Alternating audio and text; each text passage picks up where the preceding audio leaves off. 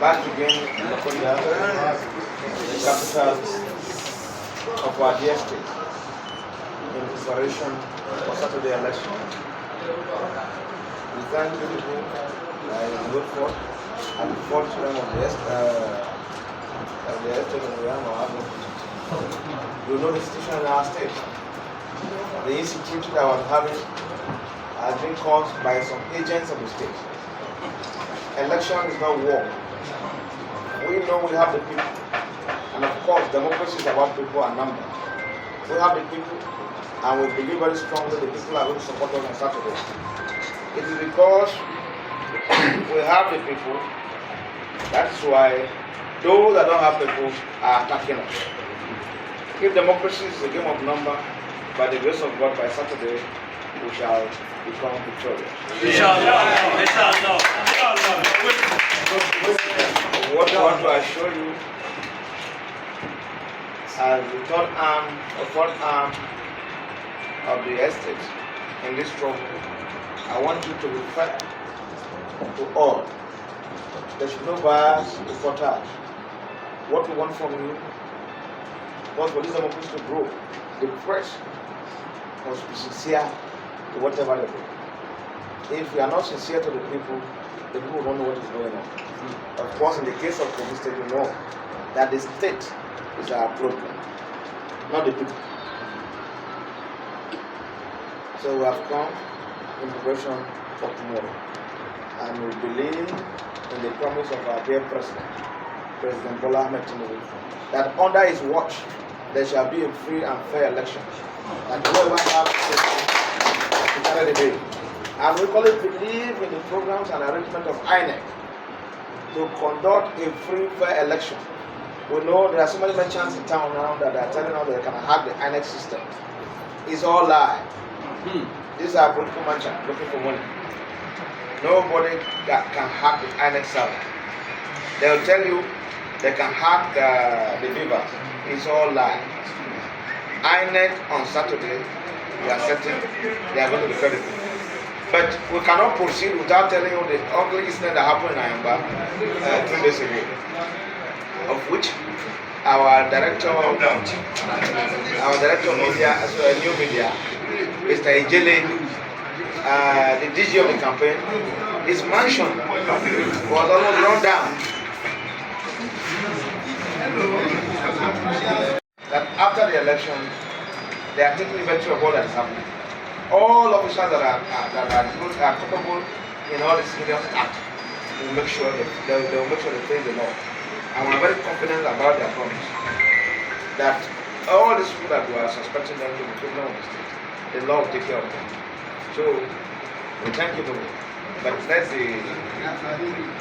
Room sleeping, and Digi told me we are going for a rally. The eve of that place, the incident. And I told him that no, I'm having a bit of migraine, preparing for our takeoff on the 7th. So we should go and come back. So I took some drug and I slept off. So either he even came back to the house or not, I wasn't even aware. It was just the gunshot that woke me up about after 5 a.m. And it was an external force because it's punching through the window, meaning it's an external attack.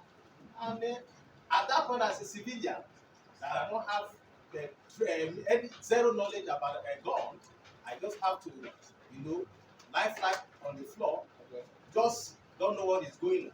The next thing I realized was there was kind of a tear gas that was shot into all the rooms through the window.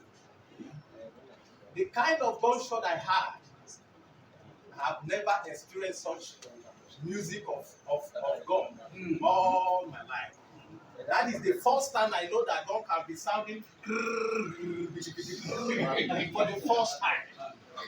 And it was an ugly incident. The next thing was some kind of shouting. All kinds of bullets were raining in the whole building. So they came to assassinate and kill everybody in the house. Even to my room was not so kind. It can only be done. They bugged into the room, and I was lying floor on the ground. See, one wanted to shoot and I got say no, alive. So and they picked me up, removed my shirt, blindfolded me, and said, move, and start pushing me down. So you see, it was only God that allowed the person who blindfolded me to cover my face from my head down to suffocate me. But it was a game for God to disguise me, for them not to know me. They kept asking, identify yourself, and something in me said, don't talk. Identify yourself, something in me said, don't talk. And I kept quiet. One came, he held me, he pushed me aside. He said, hey, stand there. Another one came and grabbed me, he said, no, don't shoot. He said, do you know him? Yes. That is what I was only hearing the voice and the gunshot that was dancing around me. It is a trauma that you never wish for an enemy to see. It is I cannot describe the situation that I'm between life and death. And one again from nowhere heard me. And it is beyond explanation. But I want to thank God that I'm here today still talking is because of the Inspector General of Police. Can we put our hands together for that matter? The case, and I want to thank you, the media. You are great. I never knew the power of media as I have lived now, as I've understood the kind of gameplay that we can change this world with media.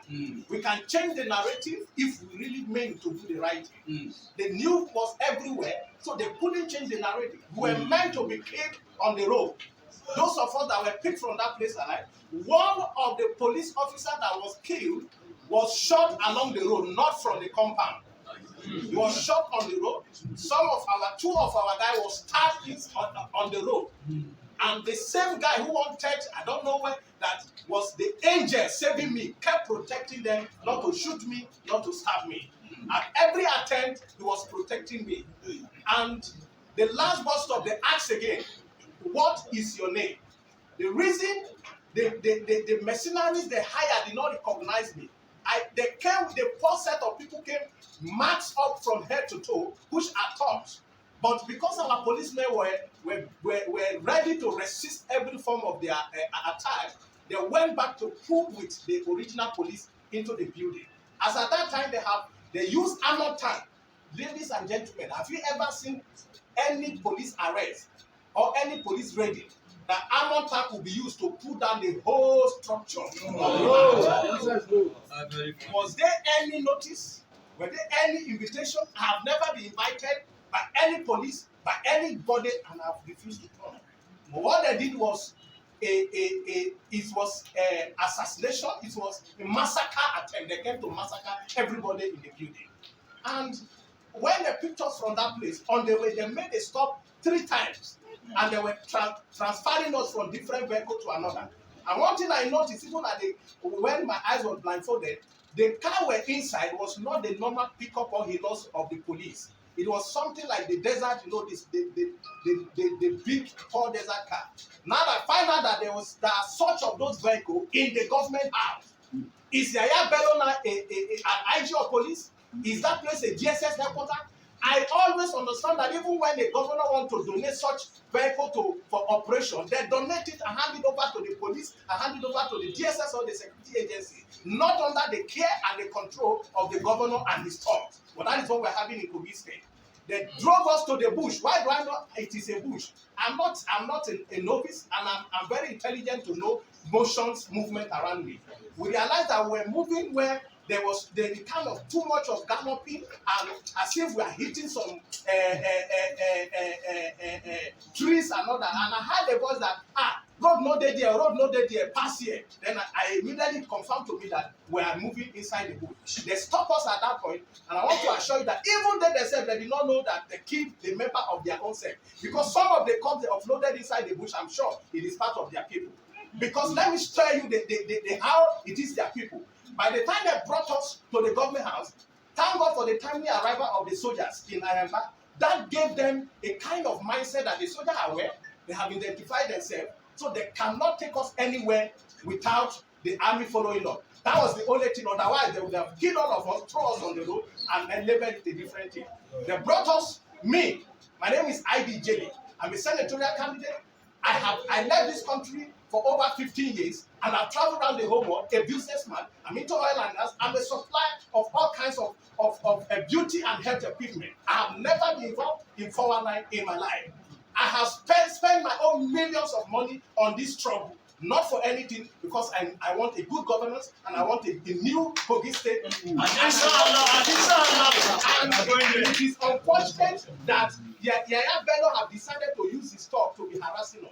When they brought us to the commissioner of police office, they brushed us down, and that was when I identified myself. My name is Isaiah Davis Ijeli, a former senatorial candidate, and the spokesperson and a new director of new media, Muri and Sam Campaign Council. It was now a tough game. Who have they brought into the place? Unknown to them, the people that they lie down, I heard a voice that how many dead people? They said 6. But by the time they untie us, we discovered that it was only 4 that were on the ground. Meaning 2 was taken away. They realized the 2 taken from that place doesn't belong to us.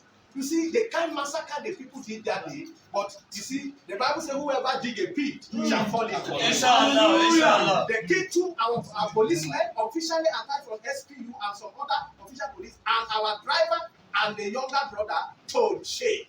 And after that, we started narrating our ordeal in the CP office. Everybody got cold because the laborers, terrorists, they were tortured in all kinds of names. I have never used even razor against human beings, let alone gun and cutlass. That is an insult. The trauma they gave me, God will repay them hundreds. And we were locked up in that place, and were to be picked up to court yesterday in the morning when the IG arrived. And immediately IG arrived in the compound, I know there was going to be a game change. I prayed that this man should listen to us. And at about 10 minutes, we were informed that IG want to meet with us in the office. And IG called us. And I narrated the story the same way I have narrated to you. And he asked the second person, what is the story? He said the same thing. The third person is the same. And he said, so how many people were killed? I said, we identified 4 people here. 2, 1 driver, 1 younger brother to the sheikh, our DG of campaign, and the 2 are policemen. And he said, he asked the officer, an officer called J. Kelly was there, and he asked the CP who led the operation. Somebody identified himself as, mark this name, J. Kelly. Now, J. Kelly said, this is the sweet part of the story, and I'm going to be short about it. Now, the J. Kelly identified himself as a commander from Toto, Magdalene from Toto in Nasarawa State. He said at about 4 p.m. on the 6th, he received a call from the CP that he has an operation for him to undertake. And he told the CP that he came only to Kogi State for a peaceful conduct of elections. He's not invited for any special operation. And the CP told him this is a part of the election, that he needs him to mobilize 40 of his men. 40 of his men. And he said they came without diesel, they just arrived. He said they should go to under the bridge of Ganaja. Gentlemen of the press, are you listening to my story? He said they will go to under the bridge of Ganaja, and they will meet some group of people there that they will direct them what to do. They said they got to Ganaja and they met a man that identified himself as the boss from the DSS. And he said he met about 6 to 7 big heroes that are not the normal kind of the vehicle that they use as policemen, but they are very high. They say no, that this is their vehicle, they don't know what they are going, but they think that the operation they want to do, their own vehicle cannot go. And they told them that they should not worry, that their vehicle can go, that they will fuel it for them, and they'll be following them. He said, so where are we going? They told them that they should relax. Then they get to where they are going, they will tell them. And that is how they kept going after them. They will stop and be waiting for them until they got to Aimba. He said, getting to Aimba, they stopped. He said, where are we going? And what are we going to do? They told him that he should keep quiet. They will tell him at the right time, they will let him know. He said the next thing he had, the leader from the DSS entered into the car and they used their armor tank to hit the gate. And the ID asked him, how do they got access? He said they hit the gate. I said, how do they got access again? He said they used the armor tank to break the gate through. And what happened? He said at that time, and I came out, I went out into the compound, I identified myself as a policeman, and they started shooting at me. And the ID said, stop your bike. You say you were at the back. because you refuse to be in the front because you don't know the operation. How come they barge into somebody's house, break the door? You now came from the back to identify yourself as a policeman, not knowing what you are doing, not knowing the operation, just to identify yourself, and you're already with uniform. How do you identify yourself? He said, sir, I have to, to this, because it was dark. He said it was a dark operation, and he was looking at him. He said, so what? He said, continue, what happened? He said, they started shooting at me, and then he said, they shot at you, and you are still standing here. And he said, all my shirt was here, it is only God. Then I escaped from there. I left with my men, and I don't know what happened again in that place. Until they finished their operation, then they came out and met us on the road, and then we brought all of them to this place. Ladies and gentlemen, is that how you go for an operation? Now, I say, who ordered you? Say the CP. Now, this is the case. The commissioner of police and the IG now asked, what happened to the remaining police in the compound? I said, I don't know, but there is one of our police that rushed to Ayimba police station to make a case that they are all heavily under attack, they need a backup. And the Ayimba police station DPO detained him and brought him to local as a suspect. And the IG asked, where is the policeman? He said, he's inside. He said, you detained a policeman that came to report to you that we are under attack, we need a backup, and you lock him up in the cell. The man couldn't understand what is going on. He said, so why you didn't bring him as a suspect? I asked them to bring him. I thought he said he's not here. I said he's not here, and the security man is not also here. Two of them were inside. That is how they rushed and brought two of them in, and they had this advice. He said from SBU headquarters, I was attached officially, and this is what happened. And after all these things, he now told them that, so what actually happened? The police explained the same thing. They barged into the compound, and he escaped with his rifle. And the IG asked him, you escaped with your rifle? He said, yes, he escaped. Now, to cut the story short, the IG said, I order for immediate release of everyone here. Do you have anything against them? He said, no. Any S-bit or ammunition, any weapon recovered from them, he said the two rifles. He said what? They said it belonged to the police that was killed. Are you aware that two policemen were killed? He said no, he's just hearing it from them. I said the police killed this. One is Inspector Atabo and one is Omega. He said, okay, if the people are actually a policeman as identified by their colleague, then release them unconditional and let them go. And transfer, where is the case file? He collected the case file. PRO take it, transfer the case immediately to the first headquarters and release them. Even when he asked them to release them, they still kept us till midnight before they released them. But finally, God caught them. They were caught unaware and they were disgraced. I want to tell you, take this story to the whole world. The commissioner of police in Kogi State won the DG of the North Central of DSS called Ojo was the one, because the DSS who led the Tosi, who masterminded the operation, who is the DSS? Where is it coming from? Why did they get marks up from head to the toe, with blacks to the toe, and started shooting at people? Is that how to arrest?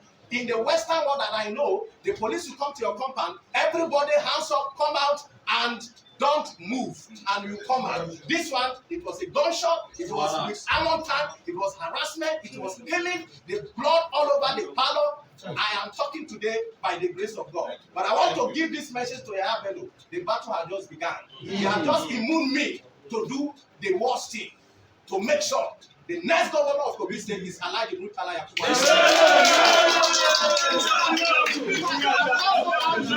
I also argue my last message to him that I want him to appoint me as SSA on handover matter. He has to hand over to us by fire, by thunder. We want you to report as illustrated. What we want is a peaceful election. Nobody is above the law.